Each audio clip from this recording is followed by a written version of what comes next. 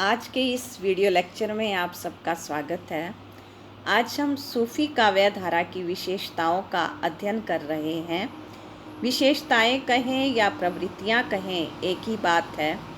जैसा कि हम जानते हैं, भक्ति काल में दो धाराएं प्रचलित हुई हैं, निर्गुण भक्ति धारा और सगुण भक्ति धारा।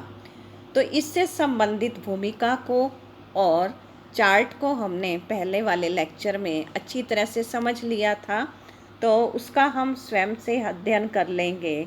आज का जो हमारा टॉपिक है सूफी काव्य धारा की विशेषताएं, हम उस पर चलते हैं। सूफी काव्य परंपरा। निर्गुण भक्ति धारा दो शाखाओं में विभक्त हुई है, ज्ञानाश्रयी व प्रेमाश्रयी शाखा। ज्ञानाश्रयी शाखा को संत काव्य धारा भी कहा जाता है, वो हमने पहले उसका अध्ययन कर लिया है। उसमें हमने देखा है ऐसे संत जो निराकार की उपासना करते हैं और जिन्होंने ज्ञान के आधार पर ईश्वर को अपना आराध्य बनाया है, उनको संत काव्य धारा के अंतर्गत यानी ज्ञान मार्गी शाखा के अंतर्गत लिया गया है। अब हमारा अध्ययन है प्रेम आश्रयी शाखा। प्रेम आश्रयी शाखा अर्थात प्रेम मार्गी धारा, प्रेम आख्यानक काव्य परंपरा। यही प्रेम आश्रयी शाखा सूफी काव्य धारा के नाम से अति प्रचलित है। साहित्यिक स्तर पर इसका नाम सूफी काव्य धारा सर्वाधिक लोकप्रिय हुआ है। तो ये हम यहाँ पर समझ रहे हैं भूमिका के रूप में सूफी काव्य धारा प्रेम मार्गी शाखा भक्तिकालीन हिंदी काव्य धारा की एक प्रमुख धारा के रूप में विख्यात है, प्रसिद्ध है। प्रेम मार्गी शाखा को पल्लवित करने का श्रेय सूफी मुसलमान कवियों को है। पल्लवित अर्थात विकसित करने का जो श्रेय है, उसमें मुसलमान संत कवियों ने अपनी बहुत बड़ी भूमिका निभाई है। वैसे तो हिंदू संत भी इसमें रहे हैं, परंतु अधिक इसमें मुसलमान संत रहे, इसीलिए इसको सूफी काव्य धारा का नाम दिया गया है। निर्गुण काव्य धारा के अंतर्गत सूफी कवियों का महत्वपूर्ण स्थान है। निर्गुण काव्य वो काव्य होता है जिसमें निराकार की उपासना की जाती है, वो हम संत काव्य धारा में भी समझ चुके हैं। अब यहाँ पर हम देखते हैं सूफी साधना के कौन से स्तंभ हैं, कौन से पड़ाव हैं। आचार्य रामचंद्र शुक्ल जी ने इसके 4 पड़ाव गिनाए हैं। पहला है शरीयत। धर्म ग्रंथों के अनुसार ईश्वर की भक्ति करना, धर्म ग्रंथों को मानना शरीयत कहलाता है। अर्थात जो धर्म ग्रंथों में नियम बताए गए हैं उनका अध्ययन करना और फिर उसके अनुसार ईश्वर की आराधना करना, ये शरीयत के अंतर्गत है। ये पहला पड़ाव था। फिर नेक्स्ट स्टेप है तरीकत। साधक हृदय की शुद्धता पर जोर देता है, यानी कि जो धर्म ग्रंथों में मार्गदर्शन किया गया है उसको अपने जीवन में प्रैक्टिकल करके अपने हृदय को शुद्ध बनाते हैं। ऐसे साधक जो अपने हृदय को स्वच्छता के मार्ग पर ले जाकर निर्मल बनाते हैं, तो वो मोह माया से छुटकारा पाना चाहते हैं। तीसरा स्टेप यहाँ पर है, तीसरा पड़ाव है हकीकत। साधक जो इस तरह से पहला और दूसरा पड़ाव पार कर लेते हैं तो उनको कुछ सिद्धियाँ प्राप्त होने लग जाती हैं, जैसे उन्हें भूत भविष्य की जानकारी होने लगती है। परंतु जो साधक इन सिद्धियों में अटक कर रह जाते हैं, वो चौथे पड़ाव तक नहीं पहुंच पाते हैं। अर्थात चौथे पड़ाव पर जिन्होंने पहुंचना है, जिसको मार्फत कहा है, ये अंतिम अवस्था, इसमें आत्मा और परमात्मा का मिलन हो जाता है। इसको अद्वैत अवस्था कहते हैं। यानी जो सिद्धियों में नहीं रुकते हैं, वही फिर लास्ट में अंतिम पड़ाव तक पहुंचते हैं। आत्मा का परमात्मा से मिलन हो जाना, मुक्ति और जीवन मुक्ति पद के अधिकारी हो जाना। तो ये 4 पड़ाव आचार्य रामचंद्र शुक्ल जी ने बताए हैं। आगे हम देखते हैं सूफी शब्द की व्युत्पत्ति।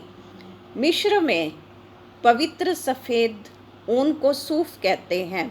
सूफी संत इसी से बने हुए यानी ऊन से बने हुए बड़े बड़े चोगे पहनते, इसलिए सूफी शब्द इनके लिए प्रयोग किया जाने लगा। ये पवित्रता का उपदेश देते निराकार ईश्वर के उपासक थे। तो ऐसे ऊन के वस्त्र पहनने वाले, उपासना करने वाले, उपदेश देने वाले संतों को सूफी कहा गया। कुछ विद्वान सफ़ से सूफी की व्युत्पत्ति मानते हैं। सफ़ का अर्थ है पहली पंक्ति, अर्थात ऐसे साधक जो पूरा जीवन सदाचार और पवित्रता के मार्ग पर चलते रहते हैं, श्रेष्ठाचारी जीवन जीते हैं। उन्हें कयामत के बाद जब ईश्वर के सम्मुख प्रस्तुत होना होगा तो उनको फर्स्ट पोजीशन में रखा जाएगा, तो वो सूफी कहलाए। नेक्स्ट पॉइंट है, दूसरे मत के अनुसार सूफी शब्द सोफिया का रूपांतर है, जिसका अर्थ है ज्ञान। उनके अनुसार ज्ञानी साधक ही सूफी है। जो ज्ञान आत्मा और परमात्मा की पहचान कराता है, परमात्मा से मिलने का मार्ग दिखाता है, ऐसे साधक, ऐसे ज्ञानी लोग सूफी संत कहलाए। कुछ विद्वान मदीना में मस्जिद के सामने एक सूफा चबूतरा पर बैठने वाले फ़कीरों को सूफ़ी कहते हैं। जो उस चबूतरे पर बैठकर साधना किया करते थे वो सूफ़ी कहलाए। एक अन्य मत के अनुसार सूफा अर्थात स्वच्छ पवित्र जीवन व्यतीत करने वाले साधु सूफी नाम से प्रसिद्ध हुए। अधिकतर विद्वान सूफी की व्युत्पत्ति सूफ शब्द से मानते हैं, जिसका अर्थ है ऊन। जो संत ऊनी वस्त्र धारण करके विरक्त जीवन व्यतीत करते यानी वैरागी जीवन अर्थात सांसारिक आकर्षणों से परे रहने का जो जीवन व्यतीत करते वो सूफी कहलाए। अब संक्षेप में हम देख लेते हैं। सूफी शब्द उन विरक्त व्यक्तियों के लिए प्रयुक्त होता था जो ऊन के वस्त्र पहनते थे। उनका जीवन सरल था। अपनी पवित्रता के कारण वे ईश्वर के सम्मुख अग्रिम पंक्ति यानी पहली पंक्ति पर उपस्थित या स्थापित होने के अधिकारी थे। तो इस प्रकार हमने देखा कि अलग अलग विद्वानों ने अलग अलग रूप से व्याख्या दी है। अब हम देखते हैं सूफी काव्य परंपरा। सूफी मत का प्रवेश ख्वाजा मुहन्नुद्दीन चिश्ती के भारत आगमन से हुआ। भारत में सूफी मत का आगमन 12वीं सदी से माना जाता है। ये इस्लाम धर्म की ही शाखा है। तो इसमें सबसे पहले कवि जो हैं वो हैं मुल्ला दाऊद। पहला सूफी काव्य है चंदायन। तो सूफी काव्य परंपरा के प्रवर्तक यानी जिन्होंने शुरुआत की वो थे मुल्ला दाऊद, और जिन्होंने विकास किया यानी सूफी परंपरा को विकास के पथ पर ले जाने का श्रेय यानी प्रतिनिधित्व करने का श्रेय मलिक मोहम्मद जायसी को है। इसीलिए उन्हें प्रवर्तक कहा गया और मलिक मोहम्मद जायसी को प्रतिनिधि का कवि कहा गया है। उनका प्रमुख ग्रंथ है पद्मावत और अन्य ग्रंथ जो हैं जैसे मृगावती, मधुमालती आदि। अब हम अन्य कवियों को देख लेते हैं। शेख कुतुम्बन, मंजन, उस्मान, शेख नबी, नूर मोहम्मद, नंददास, ईश्वरदास। अब इनकी ये रचनाएं हैं। अब इनकी रचनाओं में एक विशेषता है कि हर रचना के अंदर प्रेम भाव को लिया गया है और इसमें नायिका के नाम पर ही इन ग्रंथों का नाम रखा गया है। अब हम देखते हैं सूफी काव्य धारा की विशेषताएं। उससे पहले हम जान लेते हैं कि सूफी दर्शन क्या है। इन्होंने किन नियमों को, किन विधियों को अपने साहित्य का आधार बनाकर रखा हुआ है। सूफी का मूल संबंध इस्लाम से है। यह इस्लाम की किस मान्यता पर आधारित है? सूफियों ने इस्लाम को मूल रूप से स्वीकार नहीं किया, यानी कि एक तरह से शुरुआत के लिए उस रूप को उन्होंने आधार बनाया, परंतु पूर्ण रूप से स्वीकार नहीं किया है। सूफियों ने इस्लामियों की धारणाओं में पहले सुधार किया, उसमें फेरबदल किया, उसके मूल प्रभाव को एज इट इज़ नहीं लिया, उसमें बदलाव करते हुए उसमें अपनी नई अवधारणाएं जोड़ते हुए उसको अपनाया है। फिर सूफी दर्शन को तसव्वुफ भी कहा जाता है।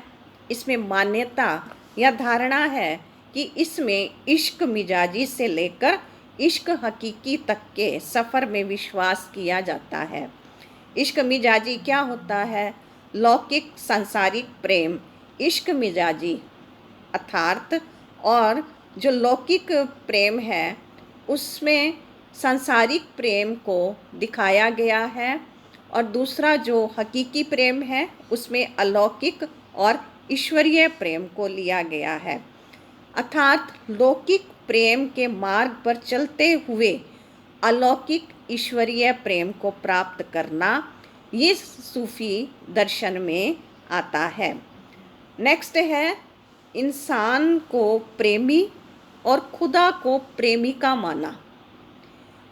इस सूफी धर्म के अंतर्गत जो मनुष्य हैं, नायक हैं, उनको प्रेमी माना जाता है और खुदा को प्रेमिका माना जाता है।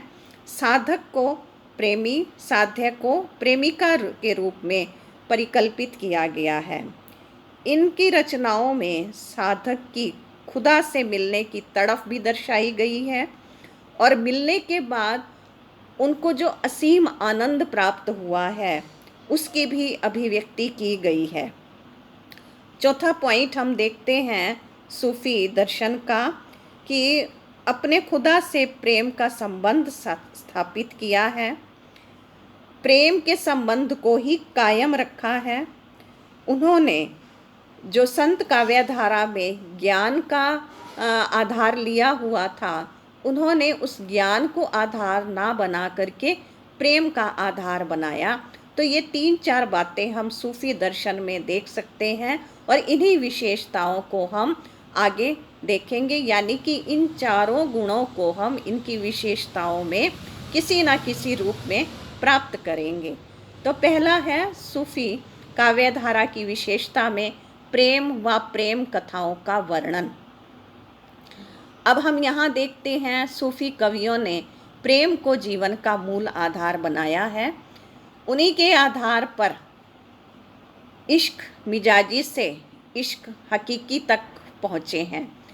सूफी कवियों ने हिंदुओं के परिवारों के, समाज के प्रेम कथाओं को अपना विषय बना करके और उन्हीं का उदाहरण ले करके, उन्हीं की अभिव्यक्ति करके, फिर उस आनंद को प्राप्त करते हुए उस प्रेम को ईश्वर के साथ जोड़ा है। यानी कि प्रेम करने का भाव सिखाने के लिए उन्होंने हिंदुओं में जो प्रेम कहानियाँ प्रचलित थी उनको आधार बना करके, और फिर ईश्वर तक प्रेम पहुँचाने का, ईश्वर को अपने प्रेम में समाने का या ईश्वर के प्रेम में खुद को समाने का मार्गदर्शन किया है। उनकी ये धारणा थी कि लौकिक प्रेम द्वारा अलौकिक प्रेम को प्राप्त किया जा सकता है, जो हमने अभी अभी समझा। अधिकांश सूफी कवि मुसलमान थे। उन्होंने अपने काव्य में अनेक प्रेम कथाओं का वर्णन किया है। काव्य के लिए जो कहानियाँ चुनी वो हिंदू घरों की थी। मृगावती, चित्रावती, मालती, पद्मावती, ये सब हिंदू नारियाँ हैं जिनकी कथाएं इन काव्यों में वर्णित हैं। इस प्रकार इन कवियों ने हिंदू मुसलमानों को एक दूसरे के निकट लाकर अजनबीपन मिटाने का सफल प्रयास किया। अब हम यहाँ देख रहे हैं कि सूफी कवियों ने हिंदुओं की प्रेम कहानियों को आधार क्यों बनाया, क्योंकि परिस्थितियों में हमने देखा कि मुसलमान और हिंदुओं में आपसी काफ़ी मतभेद हो गए थे, काफ़ी अंतर था। तो उनमें एकता स्थापित करने के लिए सूफी संतों ने हिंदुओं की कहानी को आधार बना करके निराकार का उपदेश देते हुए ईश्वर प्राप्ति का जो मार्गदर्शन किया है। इसके साथ साथ एक ये हिंदू मुसलमान के मुसलमानों के अंदर एकता स्थापित करने का भी प्रयास किया। यानी दो कार्य इकट्ठे हुए, एक तरह से हिंदुओं की कहानी को का उदाहरण बनाया और फिर ईश्वर प्राप्ति का मार्ग दिखाया। इससे क्या हुआ कि हिंदू मुस्लिम एकता भी स्थापित हुई। नेक्स्ट पॉइंट है हिंदू संस्कृति का चित्रण। सूफी कवियों ने अपनी रचनाओं में लोक जीवन का पर्याप्त चित्रण किया है। जो संसार में व्यवहार चल रहा था उसका वर्णन किया है। मुसलमान होते हुए भी कवियों को हिंदू संस्कृति और धर्म का सामान्य परिचय अवश्य था, क्योंकि उनके मन के अंदर एक ये सुदृढ़ भावना थी कि हिंदू मुस्लिम एकता को स्थापित करना है। इसलिए वो हिंदू धर्म के सिद्धांतों, उनके देवी देवताओं, रहन सहन, आचार विचार आदि का अपने काव्य में समावेश किया करते थे, उनके प्रति श्रद्धा भावना रखते थे। हिंदू पात्रों में हिंद आदर्शों की प्रतिष्ठा की है, यानी कि सम्मान का भाव रखा है हिंदू संस्कृति के प्रति। सूफी कवियों के जीवन व काव्य से यह बात स्पष्ट होती है कि ये कवि बड़े ही आस्तिक, सरल, उदार और मानवतावादी थे, क्योंकि प्रेम के मार्ग पर चलकर ईश्वर को भी प्राप्त करना चाहते थे और समाज में भी जो ईर्ष्या, नफरत, द्वैत की भावना फैली हुई थी उसको भी समाप्त करना चाहते थे। हिंदू मुस्लिम अनेकता को, विभिन्नता को समाप्त कर एकता स्थापित करना चाहते थे। नेक्स्ट पॉइंट है रहस्यवाद। ये कवि निराकार के उपासक थे। जैसा कि हमने संत काव्यधारा में भी देखा है कि वो भी निराकार के उपासक थे। उनकी भी वाणी के अंदर रहस्य समाये हुए थे, गहरे राज, गहरी प्रतीक समाये हुए थे। इसलिए ये भी सच्चे अर्थों में रहस्यवादी थे। इन कवियों ने मनुष्य, ईश्वर, शैतान, माया आदि को सामने रख काव्य रचना की। जैसा कि मनुष्य को मार्गदर्शन चाहिए तो फिर उसे गुरु ही मार्गदर्शन देते हैं। ईश्वर प्राप्ति के रास्ते में अनेक प्रकार की जो विघ्न आते हैं, परिस्थितियां आती हैं, मुसीबतें आती हैं, अपने शरीर के द्वारा, समाज के द्वारा, प्रकृति के द्वारा, तो सूफी संतों ने इन विघ्नों को शैतान के रूप में दिखाया है, और जबकि संतों ने उसे माया के रूप में दिखाया था। ये जो विकार हैं या बुराइयां हैं, सूफियों ने शैतान कहा है और संतों ने उसे माया कहा है। ये कवि लौकिक कथाओं के माध्यम से आध्यात्मिकता का संदेश देने में निपुण थे, यानी लौकिक प्रेम को आधार बनाकर उसे आध्यात्मिक प्रेम में कन्वर्ट करने का संदेश देने में इतने कुशल थे कि शुरुआत करते थे नायक नायिका के प्रेम से और उसे पहुंचा देते थे इश्क हकीकी पर, यानी वास्तविकता पर। जो सच्चा प्रेम है, स्वच्छ प्रेम है, उसे वहाँ तक ले जाते थे। इनका रहस्यवाद कबीर आदि संतों की तरह ज्ञानात्मक, साधनात्मक नहीं था, क्योंकि उसमें थोड़ा सूखापन था, शुष्क था। वो रहस्य था लेकिन लोगों को कठिन लगता था, वो शुष्क लगता था। तो इनका जो रहस्यवाद रहा है उसमें प्रेम की भावनाएं हैं, वो अति सरस हैं, रस युक्त हैं, यानी जो प्रेम की भावनाओं से युक्त रस की धारा प्रवाहित होती है। इनके काव्य में इन कवियों ने प्रेमी प्रेमिकाओं के माध्यम से आत्मा व परमात्मा के मिलन पर प्रकाश डाला है। तो ये सभी सूफी संत इसी प्रकार की परंपरा का निर्वहन करते हुए दिखाई देते हैं, यानी आत्मा और परमात्मा का मिलन दर्शाने में वो सांसारिक प्रेम को आधार बना लेते थे। नेक्स्ट पॉइंट है शैतान और गुरु का महत्व। संत कवियों ने केवल गुरु को विशेष महत्व प्रदान किया। यहाँ सूफी कवियों ने गुरुओं के साथ साथ शैतान की भी चर्चा की है, क्योंकि शैतान का काम है साधक के मार्ग में रुकावट डालना, यानी अनेक प्रकार के विघ्न परिस्थितियाँ उपस्थित होना। सूफी काव्य, प्रेम काव्यों में शैतान को माया के समान चित्रित किया है।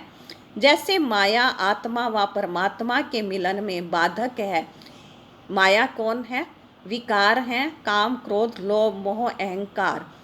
वैसे ही शैतान भी साधक को प्रेम के मार्ग से भ्रष्ट करने वाला माना है। तो इन सूफी कवियों ने इन शैतान का नाम देते हुए कहीं इनको जानवरों की तरह प्रस्तुत किया है और कहीं इन्होंने तूफानों की तरह प्रस्तुत किया है। गुरु अर्थात पीर साधक का मार्गदर्शन करके गुरु अर्थात पीर साधक पीर गुरु अर्थात पीर साधक का मार्गदर्शन करके पुनः साधना के मार्ग पर चलाते रहे। यानी उनके रास्ते में जो विघ्न, उनकी साधना में जो दिक्कत आती थी, उनको वो फिर शिक्षा दे करके उनको उनकी साधना का रास्ता सहज बनाने में मदद करते थे। नेक्स्ट पॉइंट है प्रकृति वर्णन। सूफी कवियों ने प्रकृति वर्णन में विशेष रुचि दिखाई है, क्योंकि प्रेम का जो उन्होंने आधार लिया है, तो विशेष रूप से प्रेमी प्रेमिका को कभी मिलने के लिए या कभी तड़पने के लिए दर्शाया गया है। कभी बाग बगीचों में, कभी वो बादल को एक संदेशवाहक का रूप मान लेते हैं। तो इस तरह से प्रकृति का वर्णन अधिक रूप में किया है। लगभग सभी सूफी कवियों ने प्रकृति का विस्तृत वर्णन किया है। इन कवियों ने प्रकृति को आलंबन रूप, उद्दीपन रूप, मानवीकरण रूप आदि का अधिक चित्रण किया है। प्रकृति के आलंबन रूप, यानी जो प्रकृति में जैसे हवा चल रही है, बारिश है। उद्दीपन रूप, कोई आकर के किसी की प्रेम गाथा सुनाता है, जैसे राजा रतन सेन को पद्मावती की सुंदरता का वर्णन एक तोते ने किया और उसके अंदर फिर वो प्रेम भाव जाग गया, और प्रकृति के जब उसने दृश्य बताए तो वो एक उद्दीपन के रूप में, स्टिमुलस के रूप में उपस्थित होकर के उसकी प्रेम की भावना को और अधिक बढ़ा गया। तो प्रकृति का मानवीकरण रूप दर्शाया है। नायक नायिका जब साथ हैं तो प्रकृति उनके प्रेम भाव को बढ़ा देती है, और जब अलग अलग हैं तो यही प्रकृति उनके विरह के भाव को बढ़ा देती है। यानी कि यही प्रकृति फिर उनको विरह में मगन करने के एक रूप प्रस्तुत कर देती है, याद दिलाने का कारण बन जाती है। नेक्स्ट है चरित्र चित्रण, पात्रों का चरित्र चित्रण सूफी काव्य धारा की महत्वपूर्ण विशेषता है। जैसा कि हम जानते हैं, काव्य दो प्रकार का होता है, प्रबंध काव्य और मुक्तक काव्य। प्रबंध काव्य के अंदर कहानी ली जाती है, कथा को आधार बनाया जाता है, और मुक्तक काव्य में मुक्त छंद होते हैं, यानी जैसे दोहा है, पद है। तो संत काव्य मुक्तक काव्य का रूप है, और सूफी काव्य जो है वो प्रबंध काव्य का रूप है। उसमें किसी न किसी नायक नायिका की कहानी उठाई गई है, उस कथानक के आधार को लेकर के उपदेश दिया गया है। तो फिर अगर कहानी है तो उसमें पात्र भी होना मुमकिन ही है। तो पात्रों का चरित्र चित्रण सूफी काव्य धारा में सूफी कवियों ने बहुत महत्वपूर्ण कल्पना के आधार से, विशेषता के आधार से किया है। सूफी कवियों के सभी पात्र एक ही सांचे में ढले हुए हैं। ये सभी पात्र भारतीय हैं। उनके चरित्र का निर्माण भारतीय संस्कृति और सभ्यता के अनुसार हुआ है, क्योंकि इन्होंने अपनी कहानियों का आधार भारतीयों की, यानी हिंदू प्रेमी कथानक को उठाया है। हिंदुओं की प्रेम कहानी को उठाते हुए इन्होंने देखा तो उसमें सभी पात्र चरित्रवान हैं, क्योंकि हिंदू संस्कृति का जो चरित्र चित्रण है वो श्रेष्ठाचारी के मार्ग पर चलने वाला है। तो ऐसे पात्र कुछ तो उन्होंने ऐतिहासिक ले लिए और कुछ परिकल्पित किए, कल्पना के आधार से कुछ पात्र अपने काव्य में डाल दिए हैं। लेकिन वो काल्पनिक पात्र भी श्रेष्ठाचारी हैं, सदाचारी हैं। मानवीय पात्रों में राजा, रानी, मंत्री, राजकुमार, राजकुमारी आदि हैं, और जो काल्पनिक हैं या जो शैतान के रूप में होते हैं उन्हें पशु पक्षी दिखाए, और जो देवता, दानव और परियां, जिन आदि दिखाए हैं, ये काल्पनिक पात्र बनाए गए हैं। पात्रों का प्रयोग प्राय प्रेम प्रसंग को आगे बढ़ाने के लिए किया है, यानी अपने संदेश को जन जन तक पहुंचाने के लिए, उदाहरण के रूप में देने के लिए प्रस्तुत किया है।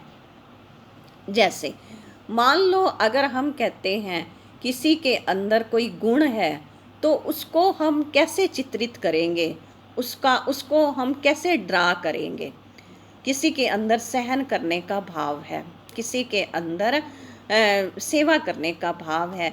अब उसके अंदर के इस भावना को दर्शाने के लिए एक हम चित्र बनाएंगे और उसे वो सेवा करते हुए दिखाएंगे, तो इस प्रकार ये काल्पनिक पात्र तैयार हो जाता है। नेक्स्ट पॉइंट है खंडन मंडन का अभाव।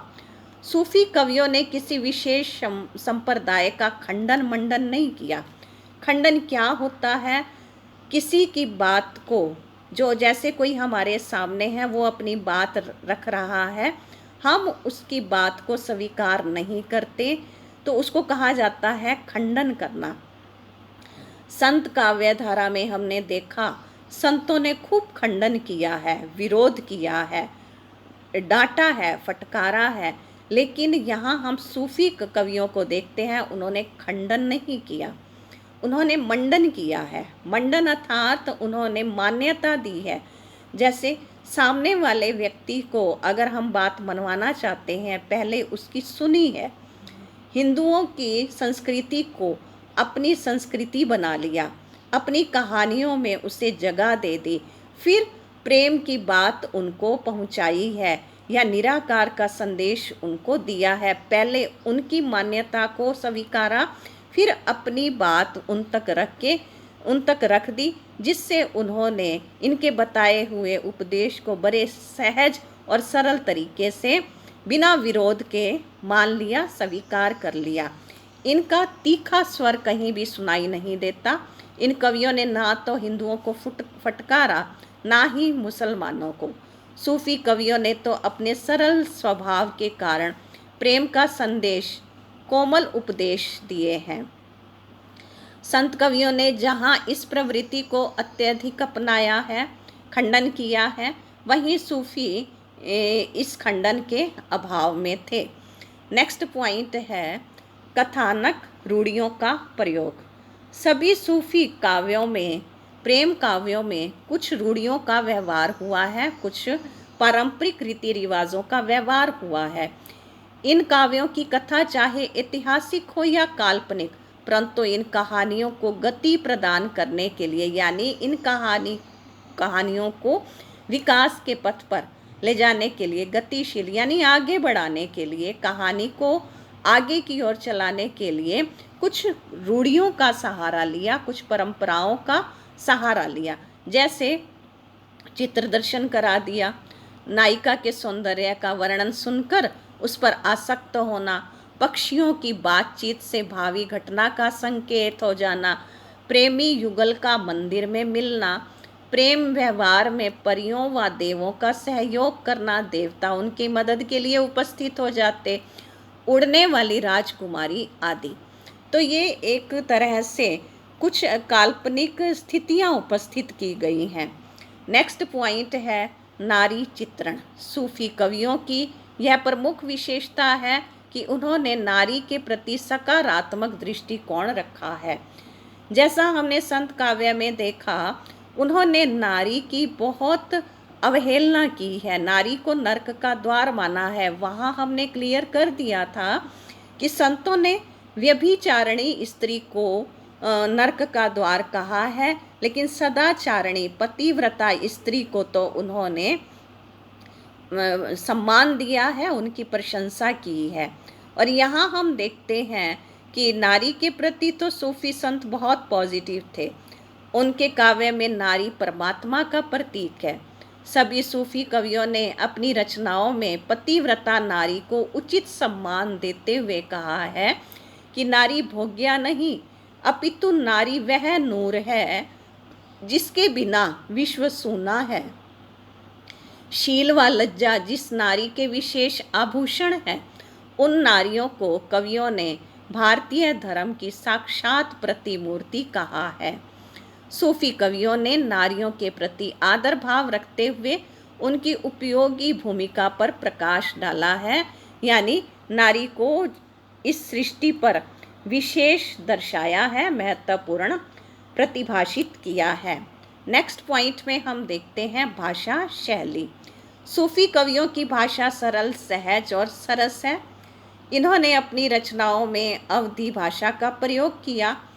अवध प्रदेश में प्रचलित मुहावरों, लोकोक्तियों का खुलकर प्रयोग किया है, जहाँ राजस्थानी शब्दों के साथ साथ फारसी शब्दों का मिश्रण भी दिखाई देता है।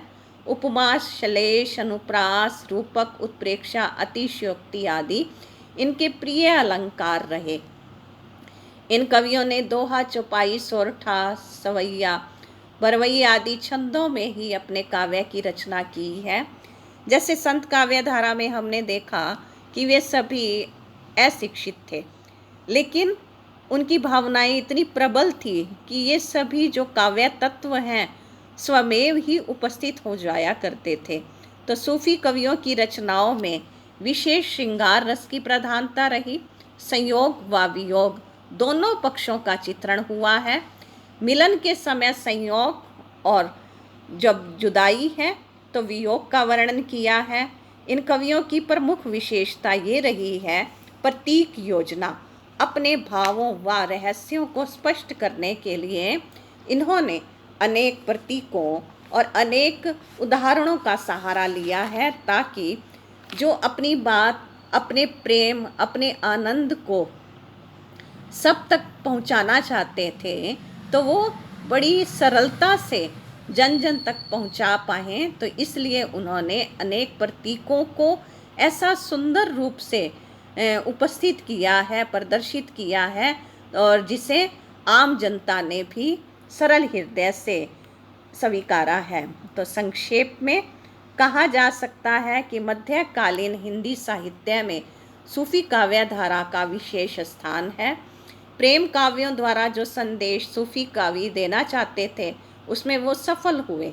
उनकी रचनाओं में जहाँ एक तरफ लोक रंजन है, मनोरंजन है, वहीं लोक मंगल का भी विधान है। सूफी कवियों ने धर्म, समाज, संप्रदाय के भेदभाव मिटाने का सराहनीय प्रयास किया। लौकिक प्रेम द्वारा अलौकिक प्रेम के गंभीर, उदात्त, भव्य रूप का गरिमापूर्ण चित्रण करके हिंदी साहित्य को अद्वितीय निधि प्रदान की है। तो हम यहाँ पर देख पाए हैं सूफी काव्य धारा की विशेषताएं। नेक्स्ट हम इसको समझेंगे। एक हम आपको पीपीटी के रूप में भी इसका विशेषताओं का एक चित्रण प्रस्तुत कर देंगे, तो वो भी आपको वीडियो हम भेज देंगे। इसके बाद का हमारा प्रश्न रहेगा राम काव्य धारा और कृष्ण काव्य धारा। धन्यवाद।